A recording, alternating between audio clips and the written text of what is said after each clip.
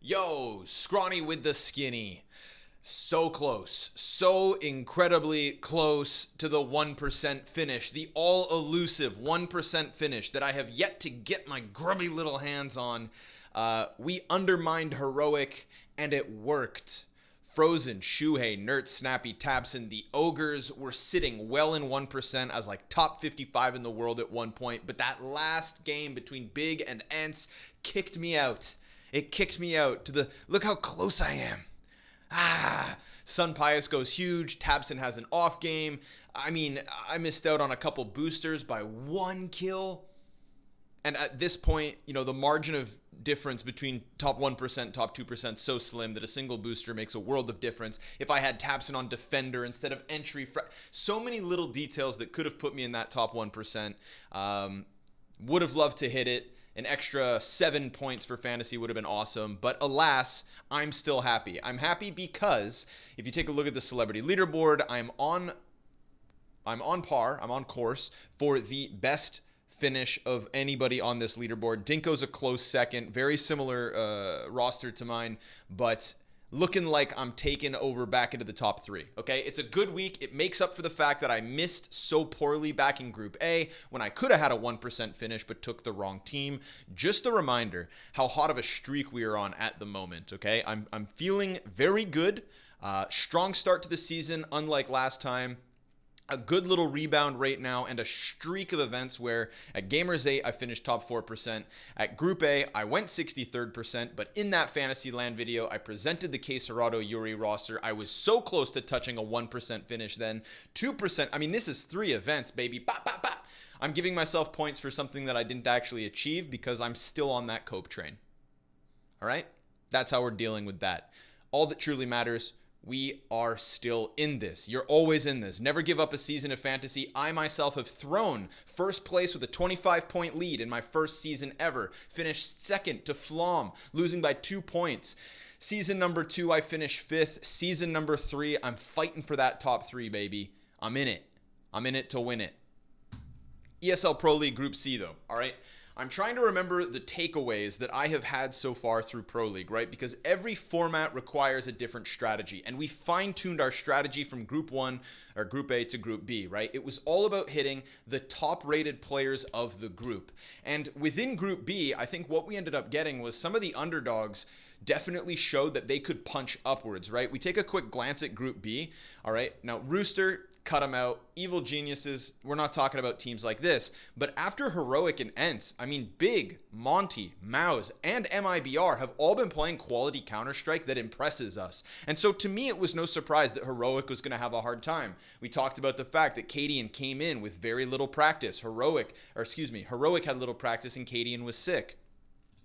That's not the case for Group C. All right, 2 defining differences, I think, for Group C are that FaZe should not be written off as quickly as you could have with Heroic. All right, everybody's going to get all hot and bothered. They're going to draw the parallels between FaZe and Heroic and their struggles throughout this year. Yes, FaZe didn't look good in Cologne. Yes, FaZe got beat out by Virtus Pro at Gamers 8. But listen, VP is a team that are criminally underrated and underranked, I think. So I saw that one coming. I think FaZe are going to be written off by some, not everybody, because looking at this group, the second thing is, the other teams aren't as good as they were in Group B. The upsets will be less likely. So here's how I rank these teams. All right, we've got Navi and FaZe at the top, S tier. Maybe FaZe in second, arguably A tier. Behind them is then Apex and Fnatic. Those are the 4 favorites, right? I think FaZe mop up 9Z. I think Fnatic beat Imperial, Apex over M80, Navi over Cyclone. Those are all easy opening wins. We'll have FaZe versus Fnatic, which is an incredibly interesting match for this group. And then we'll have Navi versus Apex, where I anticipate Navi are going to take it. Navi versus who in the upper final? We'll get into that. But my point here is that the other teams, bro, it's going to be a farm fest, right? And within those 4 teams, excuse me, I punched you, I would like to say, don't underestimate Cyclone. All right, you're looking at Cyclone like who? Rare Atom. Cyclone is a new org for the Rare Atom roster. And Rare Atom, if we go back to the last season of Pro League, actually turned heads. They opened up, they beat Liquid, blew them out of the water in a best of 3. They then went on to face Navi Ents and Liquid again. And that Liquid match was a high stakes, high pressure situation where Rare Atom collapsed. But the games versus Na'Vi and versus Ents, I mean, look at that opposition. Take that same team with 6 months more experience, put them back into Pro League, and who is their opposition now? They're going to get games versus M80, Imperial, and 9Z. These Americas teams do not stack up to Cyclone, and I think that when we go down that tier list, it's Na'Vi and FaZe at the top, followed by Fnatic and Apex interchangeably, and then Cyclone, the 3 Americas teams. So, don't write off Cyclone, and you'll see why I say that now. FaZe versus Fnatic is the real kind of like, it's the turning point in this one, right? You could write off FaZe, but I would argue, I think FaZe best them. I think FaZe, they're going to get the better of Fnatic. I think that in this kind of a format, right, you look back at Blast Group's start of the year, they're fine. You look back at last Pro League season, they smoked them, dude. And it's just the fact that Brokey, anytime he has a red rated event, bounces back in the net. Go back to 2021. Go look at Brokey stats from 2021 until now. Every single time that Brokey posts any sort of red rating in an event, his following event is like a 1.2 or more. That's crazy. And if he doesn't even touch that but can just get good enough, we're still talking about a team with Rops and Twists, who lives in Malta, who is already acclimatized, who has been hitting the gym for like fucking 48 days straight now. And this FaZe should not be written off entirely, okay? I can understand why you might not expect them to do much in playoffs, why you would anticipate Na'Vi beat them in the upper final. But FaZe are going to make that upper final. And that means they're going to get booster points, which means they're a viable draft. Speaking of drafts, let's get it. So, I think that Na'Vi will be the best team of this group. And I have been sat here on the sidelines listening to the chitter chatter of everybody talking about how cost effective s1mple has become, how he has been reduced, right? Back from like the 230 some odds, back when he was like ZywOo levels and you couldn't really draft him. Right now, I think s1mple, this is an easy pick for me. I have sat on the sidelines and waited, and now I am finally pulling the trigger on s1mple for this group. s1mple and Alexi B, because I don't categorize Alexi B as a fragger in the same category as, say, Kerrigan or as, say, Hooksy. Alexi B is a guy who can definitely put forward strong ratings, and I think will do so versus some of the opposition that they're going to get the chance to beat. So Alexi B, very fair pick, right? And again, strategy is find the highest rated players of the group and anticipate that they get into those booster points. Sun Pius just pulled it off, just took away my 1% finish because of those booster points, or excuse me, padding points, not boosters. Padding is key. Rating is king. That is what we want. And so this time, s1mple and Alexi B, to me, they basically cancel each other out. It's like a $200,000 average price because of them, and you get at least one team to get behind, right? Because my first fantasy for ESL Pro League, I did that weird like 2-1-1-1 where I tried to pick mid players from 3 different teams. I tried to play at middle of the pack, and I got a middle of the pack result. This time, or with Group B, I went Starfragger, IGL, Starfragger, IGL, and then Tabson, a guy who's going to be in the middle of the pack and provide just enough points for a solid finish. That formula worked. I'm looking at the same thing, all right? And it's looking for that same thing, the highest rated players within these teams, that when you look at FaZe, I think you have the same problem that you have when you look at Heroic. You don't really know who it's going to be. At this point, I am super willing to write off Kerrigan, who has not yet proved that he's getting out of this slump. I'm willing to write off Rain, who hasn't posted a green rating in ages and is just kind of like a 0.98 to 1.3 type guy now. Twists, Rops, Brokey. Pick your poison.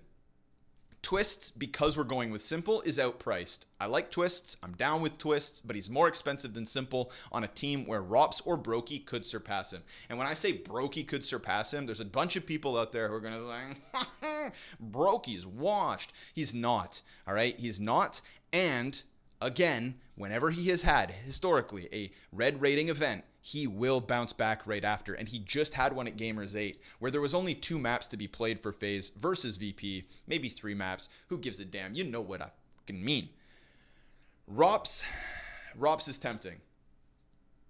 Okay, Rops is tempting because I think, I'm going to cut to the next thing. This to me is the team that you're going to see so much of. You know, these are 4 These are the 4 most drafted players right now of this fantasy event. s1mple, Alexi, Rops, Kerrigan. You're left with $201,000. And at $201,000, because of the price points this week, you're really working with some scuff stuff, right? You're not touching Cyclone M80. You're not touching Imperial or 9Z. You end up in the Apex Fnatic. Crims, you know what he's going to do, much like Rain, 1.03 at max on the event. You fall to Sassanito. And Sassanito is an excellent pick. All right, so this to me is too common. I ain't trying to touch that, okay? We'll return to this draft. Back to the one at hand. So I'm trying to go a little off the cuff, a little out there, a little twist around the side, okay? And that twist around the side, when we are hunting for potential highest rated players, when you look to Apex, right? Historically, it was Jacob and Knock. Knock has fallen off a cliff in the last 3 months. He has not adapted well since Paris. Jacob still has that potential. Sassanito is the guy, okay? Sassanito is being set up, handpicked by Kixen. He's being set up to be the next star. If you listen to the Apex interviews, all of their players are talking about he is the guy. He will be the one. He is going to take them back into that next level. And so he is being set up particularly to succeed. Within Fnatic, though, we hold off. Within Fnatic, though, I ask you that same question. Who's it going to be, right? Mezzy historically has had some great maps, but he's kind of bogged down by leadership between him and Dexter, who I can only assume is going to start secondary calling more. There could even be a straight up in-game leadership to Dexter as time goes on with Fnatic. You know, Roy has incredible play-in stats. You go back and look at his Cato play-in, his Cologne play-in. If there's 2 days of play, bro, you touch Roy. If there's an entire group, Roy's going to bring it back a bit. But the new guy, it's Afro. All right. When Afro first replaced Nikodas, I thought to myself, what is this? I thought Nikodas was getting shafted and was the better choice and that this Fnatic team just wasn't going to click. But dude, Afro's got it. All right. Here's his stats on LAN in the last 3 months versus top 30 teams. His only red ratings are versus ENCE and twice versus Cloud9. Okay, these Cloud9 ratings are pretty rough, but everything outside of that, even within the series versus Cloud9, 1.22, 1.37, team like 9, right? The types of teams that I think you can kind of equate FaZe with at the moment with their struggles, assuming they don't hit the ground running here in Malta. Gamer Legion, again, Afro is your dude. And if we've learned anything in Pro League, it's that you don't necessarily need the team who's going to win straight through the group. A loss, right, kind of like what Maus went through at the hands of MIBR, actually sets those players up incredibly because they can farm versus the lesser opposition. And if anybody is going to farm within this new Fnatic team, I'm telling you, it is our boy Afro. Okay? So Afro is a go. And alongside Afro, we take Dexter. I know what you're thinking. Dexter? But yes, Dexter. Because in a head-to-head, one-to-one comparison between Dexter and Kerrigan, Dexter has it. Dexter has solid ratings here and there. The problem with Dexter is all of a sudden an inconsistent map drops him down into like a 0.65, 0.5 rating. That can bring it down, right? But this level of opposition should not be a handful for Dexter. I'm not thinking he's going to farm up points. I'm just thinking he's not going to sink our ship. Much like Alexi B, I put some stock in the Dexter frags, right? When you go back and look at when he was on Maus, some of their bigger LAN results throughout 2022 into 2023, Dexter's there. Dexter is very capable of putting in at least a 1.0. And that's all we need of him when we have s1mple and Afro racking up all our points. What are we left with? $204,000. We scroll down and our only other option, again, is Sassanito. But that is perfect because I would take Sassanito over Knock and Jacob even if they were the same price points. This is the team, baby. These are the boys. Afro, we stick him on the op roll. I didn't have that done, excuse me. And we have the rogues. Multi-fragger on s1mple, main op on Afro. He activates this bad boy incredibly well. 67% big bonus. All right, you put Dexter on noob just in case he has some rough maps, and Sassanito rounds this out. These are 3 of the players who will end this group as the highest rated on their teams. And that is exactly what we need. Now we return back to this other draft I was talking about, right? The s1mple Alexi, Rops, Kerrigan, Sassanito that I think a lot of people are going to have.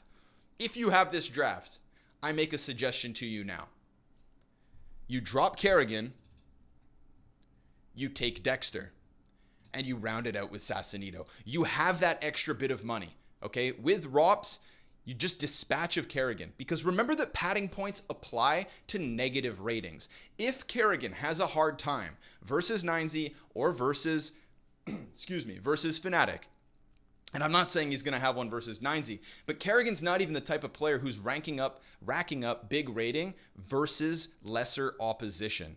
And so I think Dexter is just enough to give you a slight edge so that you can beat all of those teams that will go s1mple, Alexi, ROPS, Kerrigan, and Sassanito. All right, I think Fnatic are shoo-in for playoffs. I don't see any way where they I mean, maybe they lose to Apex, but they're not losing to anybody else in this group, and that's including a Cyclone that I actually rate better than most, okay? So Dexter could be the key to just giving you that slight advantage in order to get ahead of what will be a bunch of similar or mirrored drafts. Stay on top of your boosters as well. I think it's going to come down to the nitty-gritty for Group C, and that will be your reward. Now we have this, okay? You guys want to get real crazy? Last time I didn't want to give you options because I didn't take my third option and I missed out.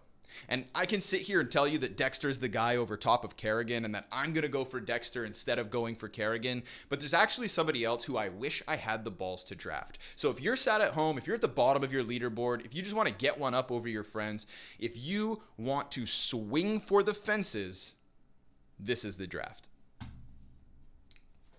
s1mple, Alexi, Afro, Sassanito, and Mercury of Cyclone.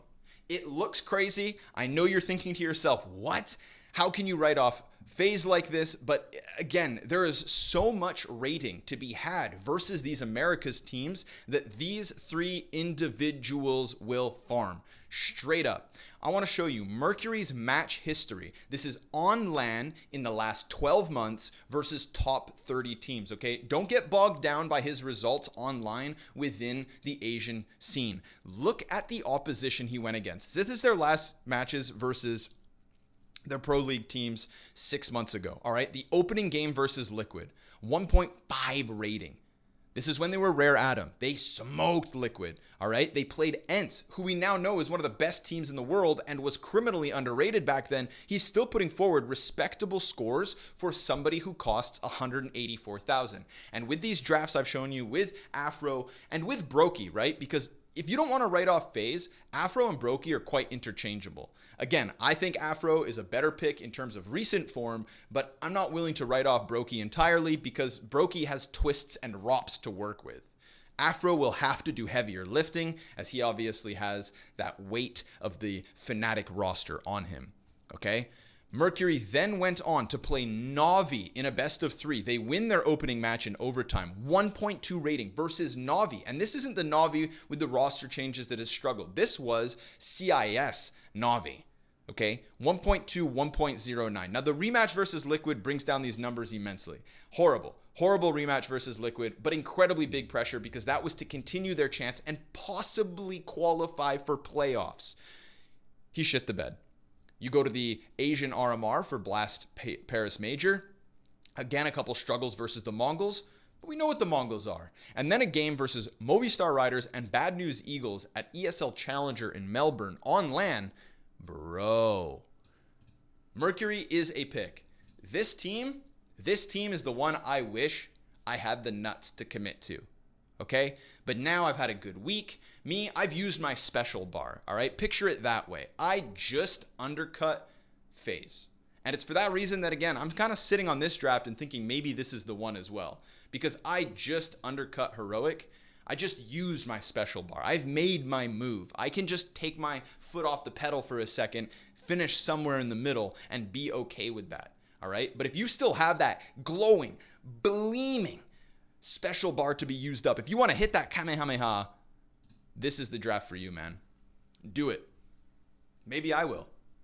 Maybe you should stay tuned on Twitter right before the fantasy event goes live to figure out where I do commit, because I am sat here losing my mind trying to figure out to what to go to next. But it has to be Na'Vi, absolutely, followed by Fnatic or FaZe. And that matchup could absolutely decide which of these drafts ends up in the top. All I'm saying is Dexter is better than Kerrigan. Mercury should not be written off. And Sassanito, for somebody just under $200,000, is a must-have. He will be racking up points for Apex. You done heard it here first.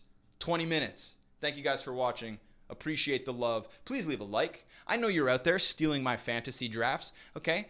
I know. And you can do it. Steal it all you want. All I ask, drop a like and maybe even a comment. It does actually help me out, and I appreciate it. So thank you guys. And until the next one, see you.